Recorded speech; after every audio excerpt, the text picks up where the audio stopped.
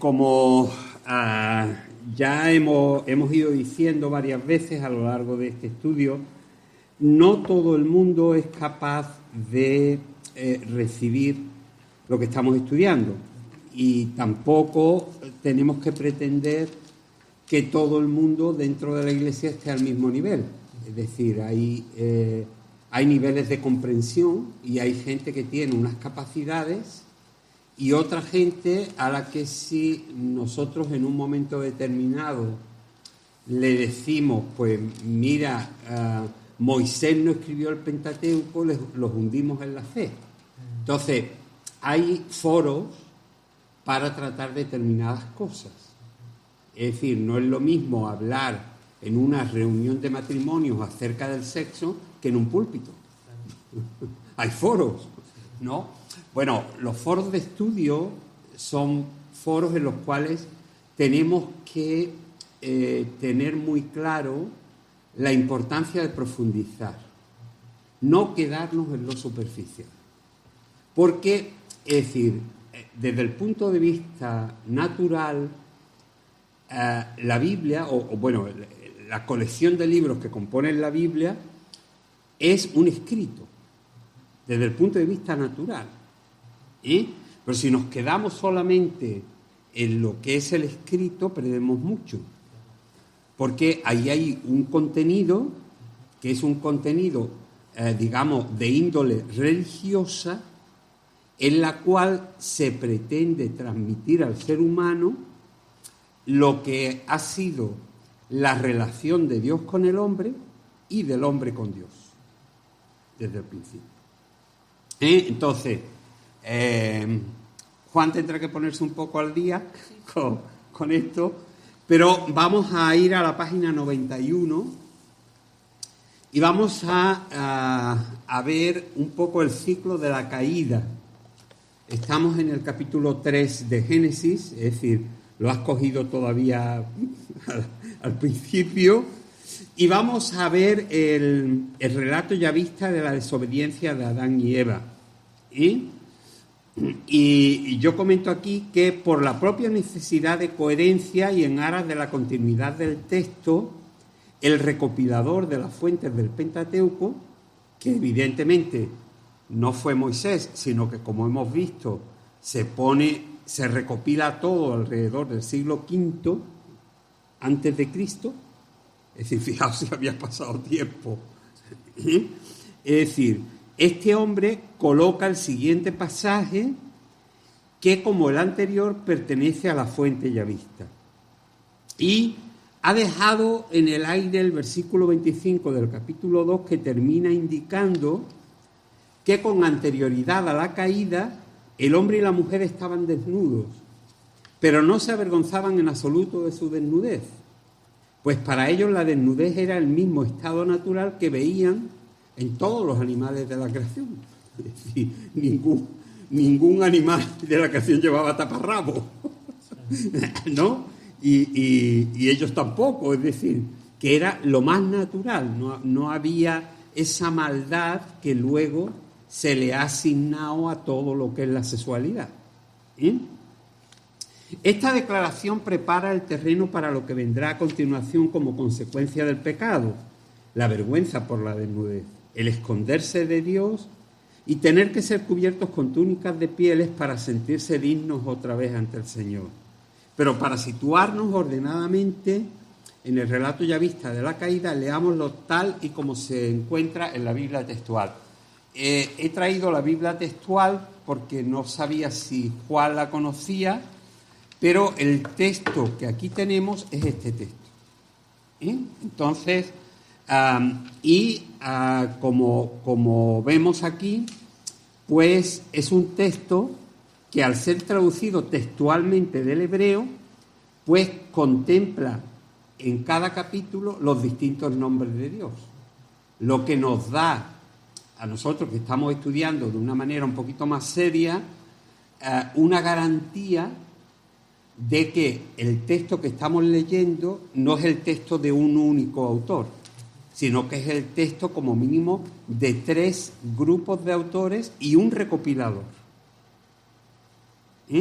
Recordad, documento yavista, documento eloísta, documento sacerdotal y el recopilador, que es el que al final lo pone, junto, ¿no? Como ya vinimos diciendo en la primera parte del estudio, cada uno de esos documentos se nombra con una letra. El yavista se nombra con la Y o con la J, también se le llama jehovista. Yavista. El eloísta se nombra con la E. El sacerdotal se nombra con la P porque viene del nombre alemán Priestercode, que quiere decir código sacerdotal. Priester empieza por P y entonces se le nombra por la P. Y luego el recopilador es la R. Esos son los cuatro, autores del texto que tenemos del Pentateuco. Aunque, luego hay una serie de fragmentos que no se sabe realmente quién los escribió ni cuándo se escribieron. Lo que se sabe es que se conservaron en los santuarios de la época y, se fueron pasando y el recopilador los cogió y los agregó. Entonces, creo que es en el anterior libro, en el primer libro, hay un listado al final en el que se ven esos fragmentos donde están. No son demasiados, hay como unos 4 o 5, pero es importante saber que no pertenecen ni al yavista, ni al eloísta, ni al sacerdotal, y que si a alguien hay que atribuírselo, o al recopilador que lo unió, pero que ya lo tenía, por decirlo de alguna manera, registrado en determinados lugares de culto. Entonces, ¿quién quiere leer la parte del texto que vamos a analizar hoy? David, léelo tú, venga. Vale. Página 92. ¿Hasta el versículo 24 entero? Sí, sí. Perfecto. 3.1. Pero la serpiente era astuta, más que toda bestia del campo que Jehová Elohim había hecho. Y dijo a la mujer, con que Elohim ha dicho, no comáis de ningún árbol de huerto. Y dijo la mujer a la serpiente, del fruto de los árboles del huerto podemos comer, pero del fruto del árbol que está en medio del huerto, ha dicho Elohim, no comáis de él, ni lo toquéis, para que no muráis. Entonces dijo la serpiente a la mujer, ciertamente no moriréis, sino que sabe Elohim que el día que comáis de él, se os abrirán los ojos y seréis semejantes a Elohim, conocedores del bien y del mal. Así, vio la mujer que el árbol era bueno para comer y que era agradable a los ojos, y que era el árbol deseado para alcanzar conocimiento. Y tomó de su fruto y comió, y dio también a su marido, que estaba con ella, y él comió. Entonces se le abrieron los ojos a ambos, y se dieron cuenta de que estaban desnudos, y cosieron follaje de higuera, y se hicieron ceñidores para sí mismos. Y oyeron el sonido de Jehová Elohim, paseando por el huerto a la brisa del día, y se escondió el hombre y su mujer de la presencia de Yahvé Elohim entre los árboles del huerto. Pero Yahvé Elohim llamó al hombre y le dijo, ¿dónde estás? Y contestó, he oído tu sonido en el huerto y he tenido miedo porque estoy desnudo y me he escondido. Y dijo, ¿quién te ha indicado que estás desnudo? ¿Acaso has comido del árbol del cual te ordené que no comierais? Y dijo el hombre, la mujer que pusiste conmigo, ella me ha dado del árbol y he comido. Y dijo Yahvé Elohim a la mujer, ¿qué es esto que has hecho? Y respondió la mujer, la serpiente me engañó y he comido. Entonces dijo Yahvé Elohim a la serpiente, por cuanto has hecho esto, maldita tú entre todas las animales y entre todas las bestias del campo. Sobre tu vientre andarás, y el polvo comerás todos los días de tu vida. Y pondré enemistad entre ti y la mujer, y entre tu descendiente y tu descendiente. Él te aplastará la cabeza cuando tú hieras su calcañar. A la mujer dijo: multiplicaré en gran manera tus dolores y tus preñeces. Con dolor parirás los hijos, y tendrás deseo de tu marido, pero él te dominará. Y al hombre dijo: por cuanto has atendido a la voz de tu mujer, y has comido del árbol del cual te ordené, diciendo: no comas de él, maldita sea la tierra por causa tuya. Con fatiga comerás de ella todos los días de tu vida. Espino y abrojo te brotará, y comerás hierba del campo. Con el sudor de tu rostro comerás pan hasta que retornes a la tierra, porque de ella fuiste tomado. Pues polvo eres y al polvo volverás. Y el hombre llamó el nombre de su mujer Eva, por cuanto ella llegó a ser madre de todo viviente. Entonces Yahvé, Elohim, hizo túnicas de pieles para Adán y su mujer y los vistió. Y dijo Yahvé, Elohim: ciertamente el hombre ha llegado a ser como uno de nosotros, conocedor del bien y el mal. Y ahora, no sea que extienda su mano y tome también del árbol de la vida y coma y viva para siempre. Yahvé, Elohim, lo expulsó del huerto de Edén para que trabajara la tierra de donde había sido tomado. Así pues, expulsó al hombre y situó querubines al oriente del huerto de Edén, con la espada flameante que se revuelve para guardar el camino del árbol de la vida. Muy bien. Hemos leído el proceso de la caída. El proceso de la caída es, es un proceso. Yo tengo una predicación concretamente que habla acerca de la superficialidad y que, el proceso de la caída se puede sintetizar con 4 palabras: ver, desear, hacer y tapar. Con esas 4 palabras se sintetiza el proceso del pecado. Todo entra por la vista,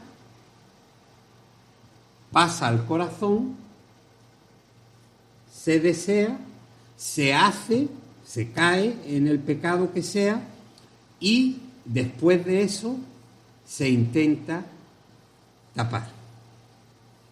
¿Y? Ese es el proceso de la caída. Según el escritor yavista, el proceso fue el siguiente: Adán y Eva fueron creados en un estado de pureza e inocencia totales y situados por Dios en un jardín huerto de extrema belleza y bienestar, en medio del cual, entre los árboles existentes, había solamente uno que les estaba vedado. Era el árbol del conocimiento del bien y del mal, por el cual el que lo comía no solamente desobedecía al mandato de un creador que no precisaba dar explicaciones sobre la razón de la prohibición. Es decir, nosotros nos podemos preguntar, bueno, ¿y Dios por qué prohibió que el hombre comiese de este árbol si este árbol daba la vida? Lo lógico sería que Dios le dijese al hombre: come del árbol de la vida y vivirás para siempre, ¿no? Es decir, invirtamos los términos. Sin embargo, Dios no tiene que darnos explicaciones del por qué hace las cosas, porque Él es soberano, Él es Señor. Y entonces lo que la palabra de Dios nos da es como si dijésemos hoy en día una política de hechos consumados. Dios dice: no hagas esto, y si tú lo haces, incurres en pecado. Pero Dios no necesita darnos explicaciones y explicarle a nadie lo que hace. Eso es algo que tenemos que tener muy claro. El concepto que el relato yavista incorpora es que el que desobedecía comiendo empezaba a discernir lo que era malo de lo bueno que ya conocía. Es muy importante que entendamos esta concepción. El ser humano, lo primero que conoció fueron cosas buenas.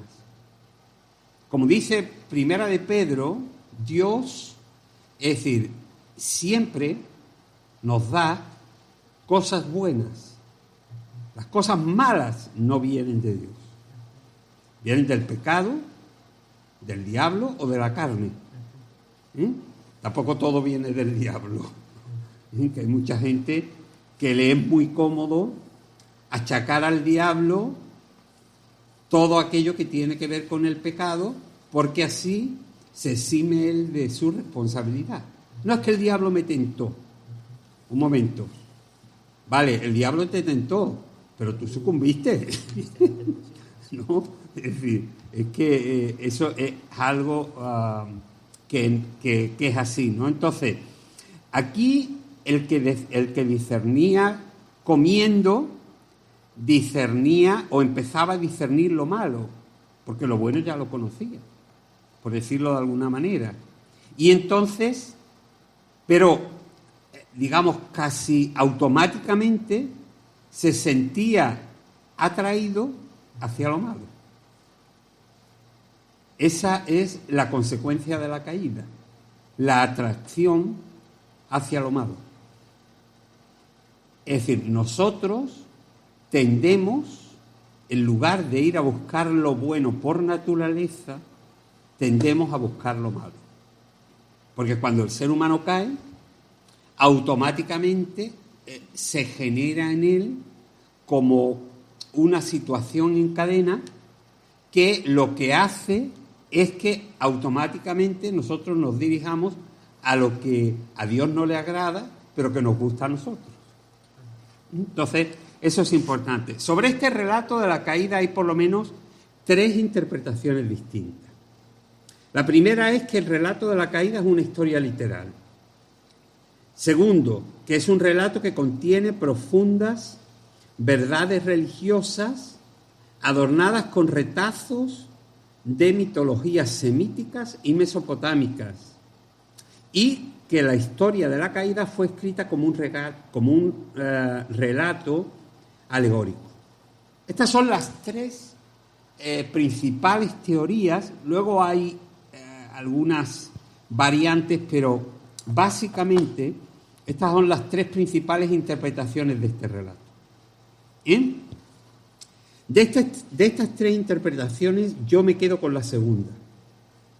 Es decir, que el relato yavista de la caída en su forma bíblica representa los hechos tal y como pudieron suceder, contados para su época. ¿Sí? Es decir, ya hablamos acerca de la simpleza de hablar de Dios creando un muñequito de barro. Es decir, eso es una manera muy simple de explicarlo para gente muy inculta. Es decir, Dios no necesita crear un muñequito de barro para hacer un hombre.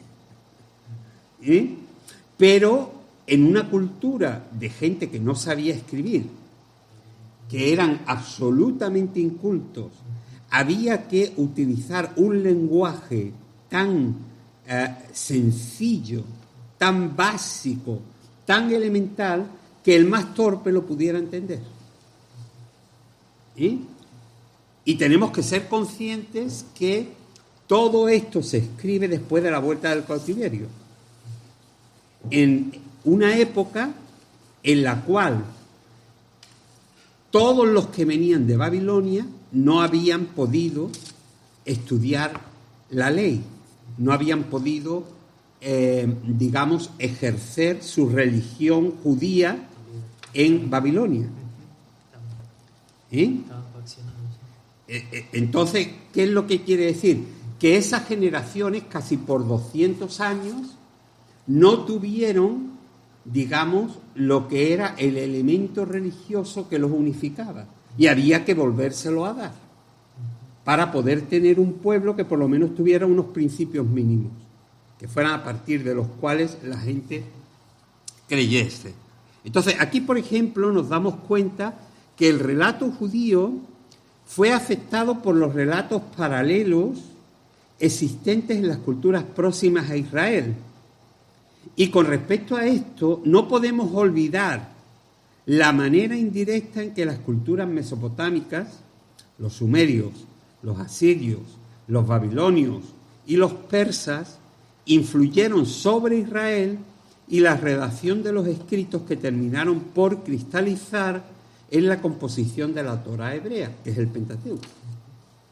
Es decir, no olvidemos nunca esto. Es decir, los pueblos son afectados por el entorno en el que viven. Y en este caso, pues los pueblos semíticos, estos pueblos semíticos de la zona de Mesopotamia afectaron muchísimo al pueblo judío y a su escritura. En este relato ya vista de la caída, el pecado, la desobediencia, da igual como lo llamemos, hay varios aspectos interesantes en los que debemos reparar. Primero, la serpiente. En este relato del primer pecado, la serpiente juega un papel muy importante, ya que el escritor la introduce al principio del relato como un agente maléfico que será quien canalice la tentación a Eva. Este relato conserva en sí mismo un componente etiológico. La etiología es el estudio sobre las causas de las cosas. Es una ciencia. Es decir, tú cuando haces un estudio etiológico, lo que estás yendo es a buscar el origen de lo que se dice, lo que se cree o lo que se escribe. Entonces, el componente etiológico aquí hay que buscarlo, digamos, en lo más profundo, en lo más antiguo, en de dónde proviene. Porque, lógicamente, es decir, nadie se inventa una historia como esta, sino que se ha leído, se ha escuchado, se ha recibido y tú repites. Es decir, el pueblo de Israel en muchos aspectos no fue nada original. Nosotros, digamos, sacralizamos al pueblo judío como si la revelación fuera tan exclusiva, tan especial y tan única que nos parece que fueron originales. Pero eso es falso. No nos engañemos. Ellos copiaron mucho, cogieron mucho y fueron afectados, consciente o inconscientemente, por las culturas de alrededor. Un poquito de agua. Fijaos que este componente etiológico, recordad siempre esta palabra, aunque no la vamos a usar mucho, porque no vamos a ir diciendo a la gente, mira, es que esto es esto es una historia. No, eso no me afecta. Esto es una historia que tiene que ver con la etiología, porque la gente no va a entender lo que es ese término. Pero sí le podemos decir, mira, nosotros como cristianos que vamos a profundizar en la Escritura, no nos queremos quedar en la superficialidad. Queremos ir al origen de las cosas. Y sin decirlo, estamos hablando de teología. Por eso es importante que entendamos este aspecto. La etiología tiene mucho que ver con la respuesta a por qué los humanos somos enemigos naturales de las serpientes. Porque en un mundo oriental en el que los esclavos iban descalzos y los adinerados llevaban sandalias, era muy fácil ser mordido en los pies por alguno de los muchos tipos de serpientes existentes en el Medio Oriente. Hay 35 especies catalogadas en esas tierras, ya fueran venenosas o menos tóxicas. Pero fijaos, es decir, lo que es que en una región muy amplia, porque la zona de Mesopotamia es muy amplia, pero hubieran 35 especies de serpientes.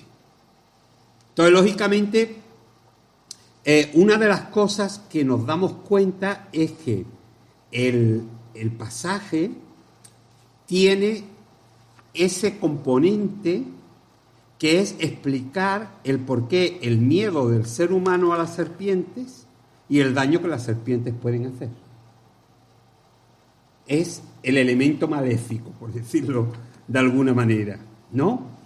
Y en este relato descubrimos nuevamente la gran influencia que ejercieron las culturas sumeria, siria y babilónica sobre Israel y consecuentemente sobre la redacción de la historia de los orígenes. En un sello tallado en piedra de origen sumerio, conocido como el Cilindro de la Tentación, que en la actualidad se encuentra en el Museo Británico de Londres, yo lo he visto personalmente, y que está datado sobre el 2200 y el 2400 antes de Cristo, casi un milenio antes que existiera Moisés. Fijaos, casi un milenio antes de que existiera Moisés. Es decir, que esto no se le ocurre a Moisés, ni Moisés lo recibe por revelación divina, sino que Moisés, que es una persona culta, que fue educado, según dice la Biblia, en la sabiduría de los egipcios, conoció lo que eran las culturas de la zona. Por obligación, prácticamente. Entonces, si esta historia de la serpiente, del árbol, de la caída, del hombre y la mujer, del fruto prohibido, lo tenemos ya registrado en este cilindro de piedra que se ve aquí, 1000 años prácticamente antes de que Moisés existiera, sabemos que todo esto tenía un origen anterior. No se lo podemos atribuir a Moisés. Es decir, era mucho más antiguo. Entonces, fijaos, se cuenta, se ven dos figuras humanas, la de un hombre y una mujer, con una serpiente tras ellos. Fijaos, las serpientes están aquí, las veis en los dos laterales. Y sus manos están extendidas hacia el fruto, que en este caso son dos frutos, que cuelgan de un árbol cercano. Siendo este sello casi 400 años anterior al relato yavista de la caída, queda fuera de toda duda que esta historia basada en las mitologías antiguas influenció la redacción de esta porción del libro del Génesis. Es decir, 2 y 2 son 4. No nos estamos inventando nada. Estamos comprobando una realidad bíblica. Otro aspecto que reforzaría la influencia de mitologías anteriores al relato que estamos analizando es el hecho de que en el relato se indique que la serpiente tenía la capacidad de hablar. Algo muy común en las mitologías fabulosas antiguas, junto a la idea de que además tuviese patas o andase erguida, como la postura que adoptan varias serpientes de Oriente cuando se levantan. Las cobras y las najas son serpientes que se levantan así y se ponen enfrente tuya y sal corriendo antes de que se lancen, porque una vez que se lanzan ya la llevas clara, ya que como castigo por haber sido un instrumento de tentación para Adán y Eva, a partir de entonces estaría obligada a arrastrarse por la tierra. Ahora, vamos a analizar esto un poquito. Es decir, ¿realmente la serpiente hablaba, andaba de pie y todo lo demás? ¿O eso es parte de lo que eran las culturas fabulosas antiguas, en las cuales, en las mitologías antiguas, los animales, hablaban, se comportaban como humanos, eran animales fabulosos? El término fábula es el mismo término parábola, pero cuando intervienen animales. Una fábula es una parábola, en la parábola intervienen personas o hechos, de lo que es la vida cotidiana, pero en las fábulas se sustituyen a las personas por animales. Por eso las mitologías antiguas, como yo digo aquí, eran fabulosas, porque a los animales se les daba capacidades de hablar, de juzgar, de gestionar, de decir, es decir, toda una serie de cosas que pertenecen a la antigüedad. Y no nos lo podemos sacudir tan fácilmente diciendo sencillamente, no, es que la serpiente pues andaba de pie y hablaba y habló a Eva, ¿no? Es decir, esto es una historia contada para gente muy inculta que tenía que creerse que ese fue más o menos el proceso de la caída. Y científicamente no tiene sustento de que la serpiente caminase. Nunca. Nunca. Los lagartos sí, pero las serpientes no. Entonces, tengamos cuidado con ser dogmáticos a la hora de interpretar la Escritura. Porque, como hemos visto antes, frente a este pasaje, hay tres tipos de interpretación. Uno es el literal, que es el que utilizan los judíos. Los judíos son literalistas totales. Y ellos, es decir, lo que diga el texto, así sea. Eso es. No le gusta que le quiten nada. No. Yo que he tenido muchísima amistad con un rabino judío de Málaga, con Joseph Cohen, es decir, y hemos hablado de la Biblia y hemos estudiado juntos y llegaba a un punto en el que cuando yo le ponía pegas o lo enfrentaba a textos que él no podía contestar, él terminaba pegando un golpe en la mesa y decía, lo escrito está. Es decir, con una mala idea que era como decirte, no te puedo cortar el cuello, pero quiero que sepas que mi postura es que yo me voy a ceñir al texto, ¿no? Y el texto es el resultado de algo, digamos, que tiene muchas cosas que ver. Tiene una influencia, tiene una época, tiene un momento, tiene un lenguaje, tiene todo un puñado de cosas. En relación a la serpiente como tentadora de la humanidad, se ve claramente que esta equiparación se produce como consecuencia de la necesidad de personificar el mal en alguien. Y en este caso la serpiente era la criatura que por su aspecto y peligrosidad era detestada y temida por unas culturas semíticas en las que encontrarse con una de ellas podía ser un sinónimo de muerte. Es decir, ¿os dais cuenta del componente etiológico? Estamos yendo al origen de la causa. ¿Por qué se escribe esto? Porque la serpiente en la zona mesopotámica era muy temida. Pues tú te encontrabas con una cobra, o te encontrabas con un áspid, o te encontrabas con una serpiente de cascabel, o con una serpiente cornuda, y automáticamente ya sabías que la muerte venía de camino. Entonces, serpiente, sinónimo de muerte. Entonces, la caída, se utiliza la serpiente como el ejemplo de lo que lleva a la muerte. Génesis no indica que la serpiente fuese el diablo. Esto es algo muy interesante, porque esos son interpretaciones posteriores avaladas por los comentarios de escritores del Nuevo Testamento. Pablo en 2 Corintios 11, 3 y 4, y especialmente Juan, que la identifica con el mismísimo diablo en Apocalipsis, y lo llama la serpiente antigua. ¿Os acordáis? En Apocalipsis. Ya que en todo el texto hebreo los escritores veterotestamentarios guardan un absoluto silencio sobre este tema, pues no encontramos un solo texto del Antiguo Testamento que haga referencia a este hecho. ¿Habéis notado que en todo el Antiguo Testamento, aparte del capítulo 3 de Génesis, no hay ni un solo pasaje que hable acerca de la caída o de la serpiente o de esto o de lo otro? No lo hay.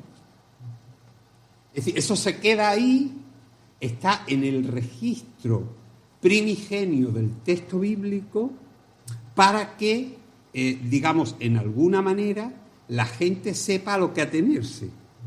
Pero no es algo repetido, como por ejemplo se cuenta la salida de Egipto 20 veces o 200 veces, se habla acerca del paso del Mar Rojo, se habla acerca de los milagros de Dios, se habla acerca de esto, acerca de lo otro, pero de lo que es la caída no se menciona nada. También respecto a esos pasajes o esos eventos también estaban más en boca de todos por las fiestas que celebraban. Sí, pero esto también nos enfrenta a una realidad. Si los escritores, por ejemplo los profetas, que profetizaron hasta el siglo V antes de Cristo, no tenían delante de ellos un material como el que tenemos nosotros hoy, evidentemente ellos no podían echar mano de una referencia. Porque el texto final que nosotros tenemos hoy se termina de escribir en el siglo V. ¿Os dais cuenta? Todo tiene su razón. No nos engañemos. Es decir, las cosas no son tan simples como nos las han hecho creer. Las cosas son mucho más complejas. Pero eso no quiere decir que sean falsas. La caída existió. La tentación existió, pero probablemente en lugar de venir la tentación, digamos, por una serpiente que se te pone al lado, que te habla al oído y que te come el coco, ¿entiendes?, fuese aquí. Igual que, es decir, Jesús fue tentado por el diablo y el diablo le dijo, pero el diablo, en la película La última tentación de Cristo, el diablo es una serpiente. Es una cobra la que habla con Jesús. Pero probablemente, es decir, Jesús sufrió las tentaciones del diablo igual que las sufrimos nosotros. ¿Entiendes? Aquí, en la mente.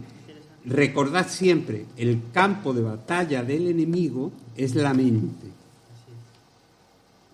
Y esa es la realidad. Y aquí sería exactamente igual. Es decir, incluso podríamos cuestionarnos, bueno, ¿realmente existía ese huerto, esos árboles, un árbol bueno y un árbol malo? Es decir, ¿existieron o es una manera, digamos, de explicarle a la gente un proceso de la caída que de otra manera sería mucho más difícil de entender? ¿Entendemos? Pero claro, el grupo sacerdotal, cuando volvió de Babilonia, tenía que darle al pueblo de Israel, que había perdido toda su identidad religiosa, unas nuevas bases religiosas. Y había que hacerlo desde el principio. Y había que hacerlo a gente que no había ni siquiera aprendido a leer ni el hebreo, ni nada de nada. Gente absolutamente inculta. Recordemos esto. Se relatan los profetas mayores que se llevaron lo mejorcito, se lo llevaron a Babilonia. Claro. Para reeducarlo. Entonces, eso es importante. Bien, el pasaje muestra la total familiaridad de Eva con la serpiente a la hora de entablar un diálogo natural con ella, lo que indicaría que con anterioridad a la caída Adán y Eva no le tenían miedo a la misma, ya que hasta después del pecado no existió la muerte y consiguientemente la ponzoñosa mordedura de una víbora o una cobra, tan comunes en los desiertos de la zona, no tenían los efectos que estos peligrosos ofidios tuvieron después de la desobediencia. Es decir, seguimos buscando las razones originales. ¿Bien? Una de las cosas que se descubre en las culturas mesopotámicas es el paralelismo con la historia bíblica de la caída. Prueba de ella es la historia persa del primer hombre. Según los persas, Yima, el primer hombre, fue colocado por los dioses en un paraíso primaveral, pero después de un tiempo pecó. Fue echado del paraíso y entregado a la serpiente. que es identificada con un espíritu maléfico, la que finalmente le causó la muerte. Una segunda historia mesopotámica sobre la primera pareja llamada Masha y Mashana, como nuestros varón y varona de Génesis, cuenta que un mal espíritu se envalentonó y, rebelándose contra los dioses, se presentó al hombre y a la mujer en 2 ocasiones, ofreciéndole frutas que ellos comieron. Fijaos, es decir, estas son historias mucho más antiguas que el texto que nosotros tenemos, pero se parecen tanto que sería absurdo decir no tienen nada que ver, porque unas han influido sobre otras. Y el texto bíblico está influido por esas culturas de esa época y por esos escritos anteriores.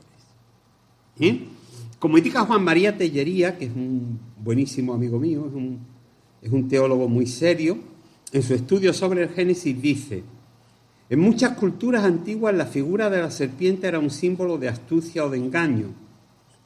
No son pocos los relatos míticos en los que la serpiente y los árboles juegan un papel importante.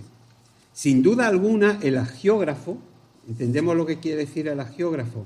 Estoy buscando la definición. Hagiógrafo quiere decir el que escribe de los santos. Historia de la vida de un santo.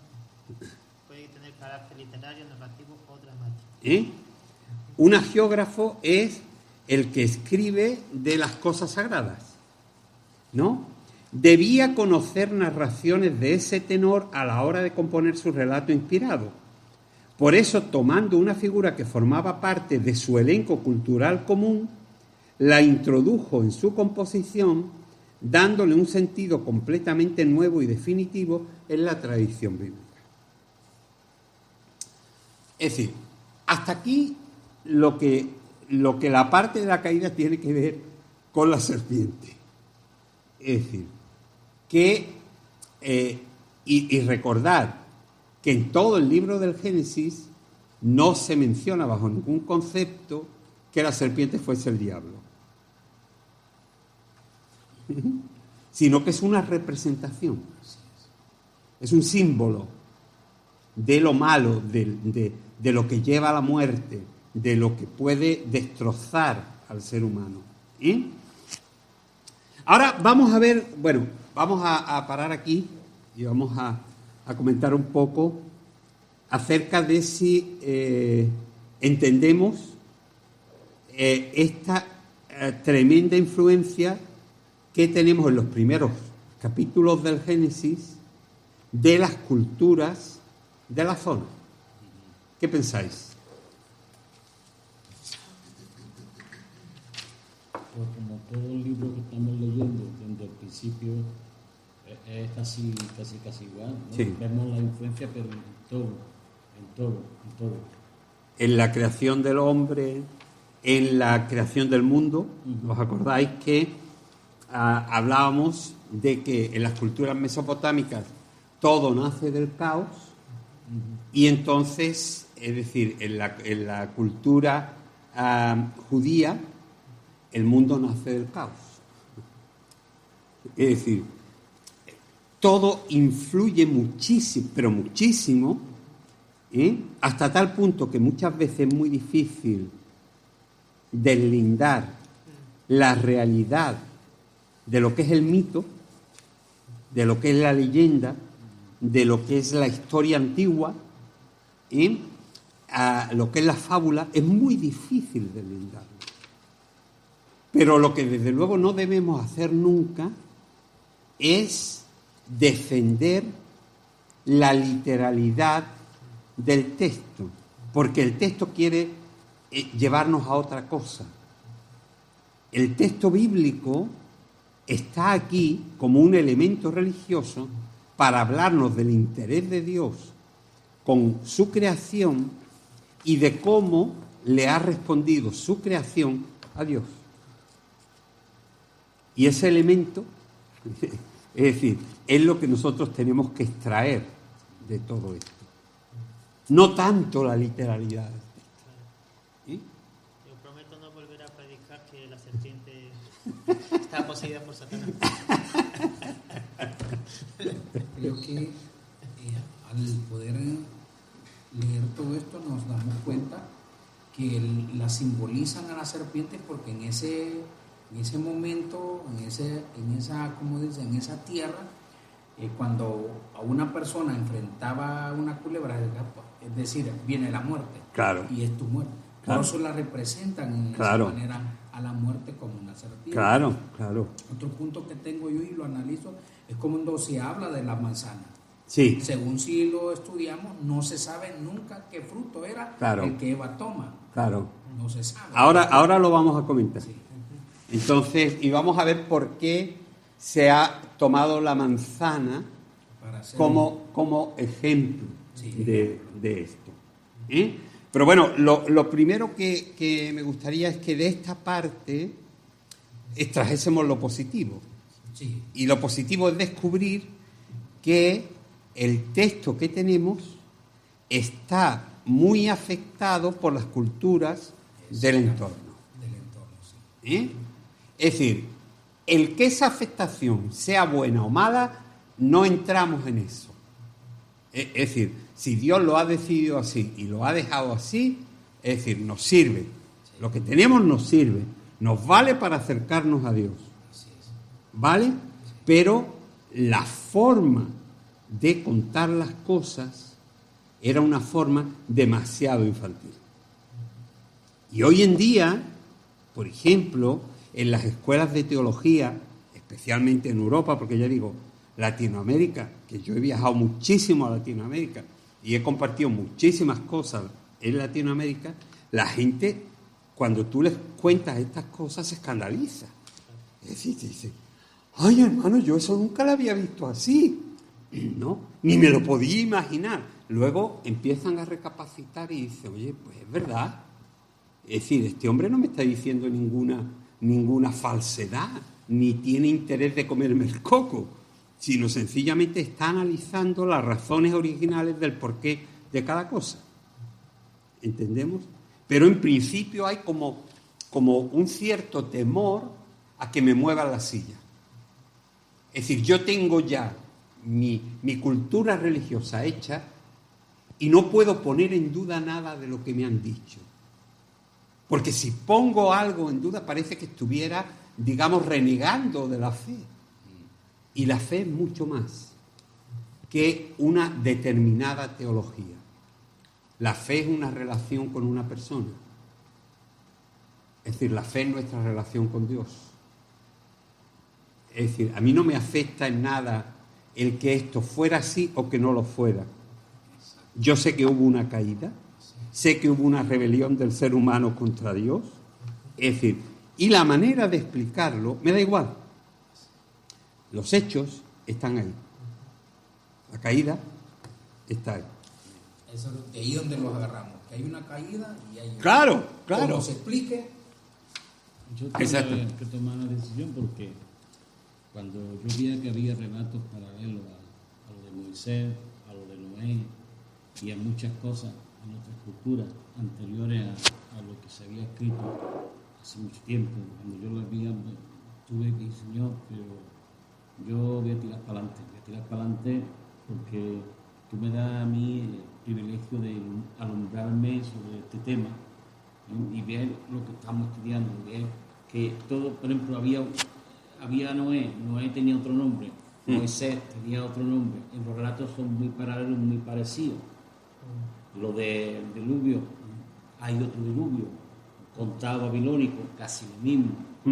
Entonces, cuando te pones a leer la Biblia, tienes que ser por fe, sabiendo que el Señor nos acerca hacia ella y postrarnos delante del Señor para que el Señor nos dé la revelación, porque esto no viene por conocimiento, viene por descubrimiento personal que Dios nos da, por revelo. Revelación que Es revelación. Sí. Y esto estamos estudiando este tema nos tiene que ayudar para apoyarnos en lo que es la Sagrada Escritura, apoyarnos en el concierto de muchos hermanos y de muchos años y muchos autores, y bueno, digamos que al final de todo hacen uno y nosotros pues, estamos extrayendo hoy lo que es el chavista o el unicista Y tenemos que ver que no es un solo relato, sino que son muchos relatos, todo reunido. Sí, Todo reunido. sí, se recopila en una época y lo tenemos aquí. Y ahí tenemos que ver cuando vemos, como estudiamos el primero, veíamos cuando alguno hablaba del Reino del Norte, pues cómo se refería al monte de Dios como el monte de Sión. Y vemos como cuando se refería a uno de la parte del sur, se refería al monte de Orea, y así más o menos Sí, vemos que dependiendo del sitio desde donde se escribía, el monte de Dios tenía un nombre o tenía otro. Porque eran dos lugares geográficos distintos donde Dios apareció. Entonces, claro, es que las cosas, todo, hermano, lo repito mucho, pero todo tiene su razón de ser. Es decir, Dios no nos ha dejado oscuras, ni nos ha quitado la capacidad de razonar. Es decir, Dios nos ha dado una capacidad de razonar para poder descubrir profundamente las cosas y avanzar, es decir, y procurar a aquellos a los que tengamos que transmitir estos principios, transmitírselos de otra manera. ¿Sí? Yo quiero que entendáis que estos estudios aquí en Antequera se empezaron a dar en el año 76. Es decir, fijaos los años que hemos estado nosotros defendiendo y presentando esto.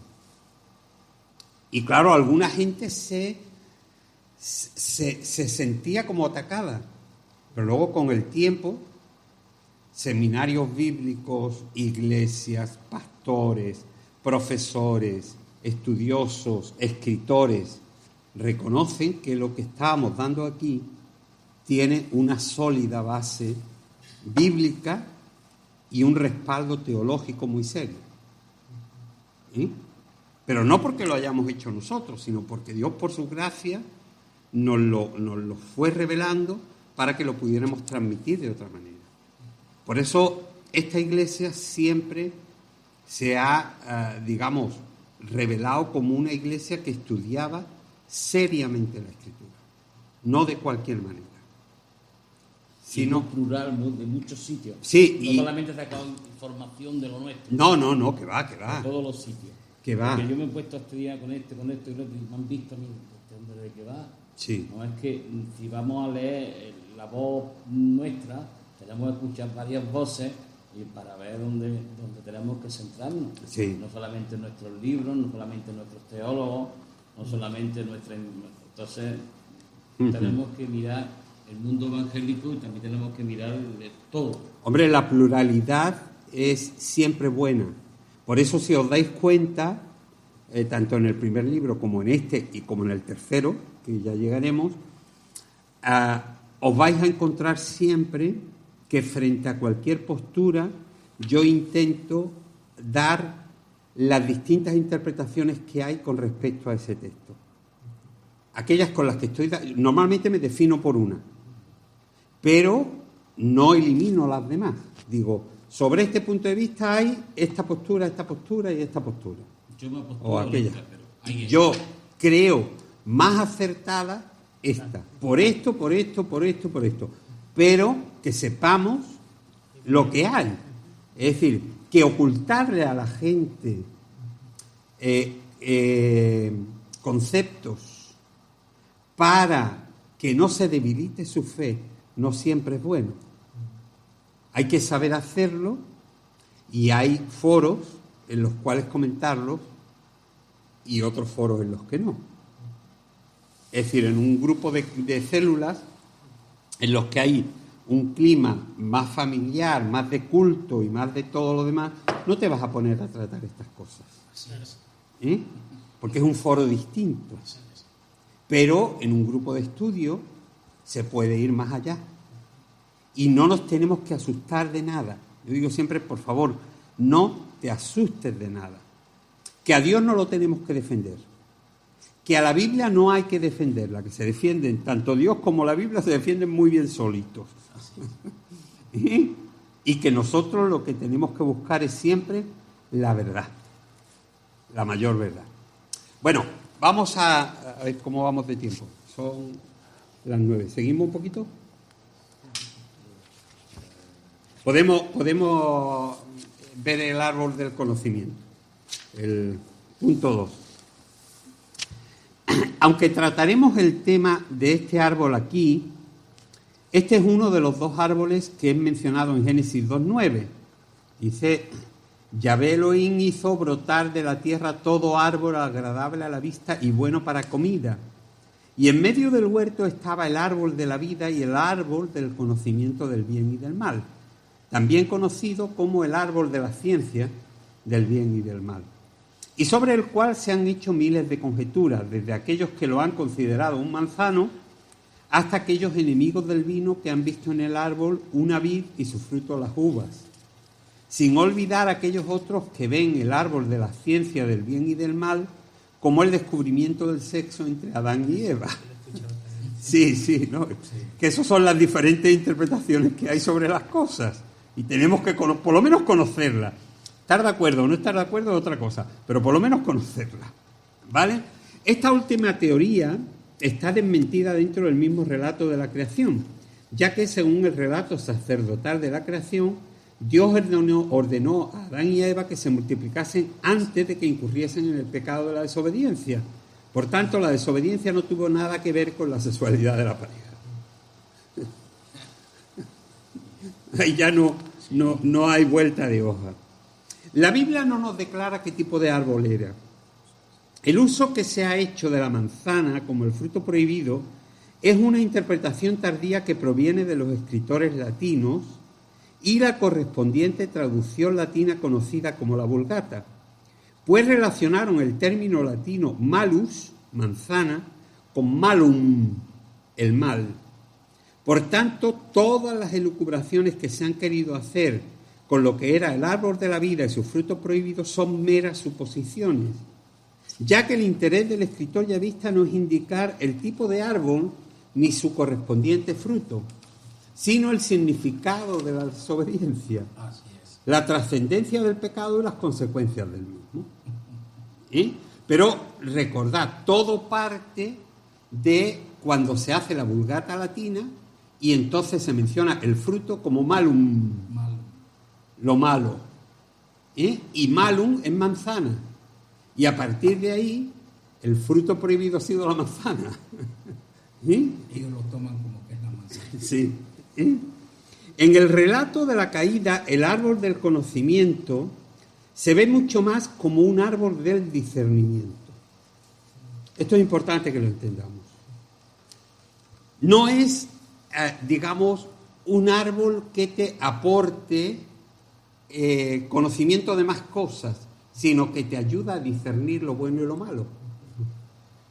Por eso el Señor le dice a Adán, bueno, ¿quién te ha enseñado esto? ¿Cómo has discernido esto? ¿Entendemos? Es decir, el discernimiento, por eso yo digo aquí que habría que llamarlo más un árbol del discernimiento que un árbol del conocimiento. Porque lo que hacía era dejarte ver lo que era correcto y lo que estaba mal. Entonces tú empezabas a discernir. Y como sucede con muchos de estos relatos de Génesis, ya existían precedentes de este supuesto árbol del conocimiento en otras culturas semíticas y existen representaciones del mismo en muchas estelas, sellos y frisos. ¿Sabéis lo que son frisos?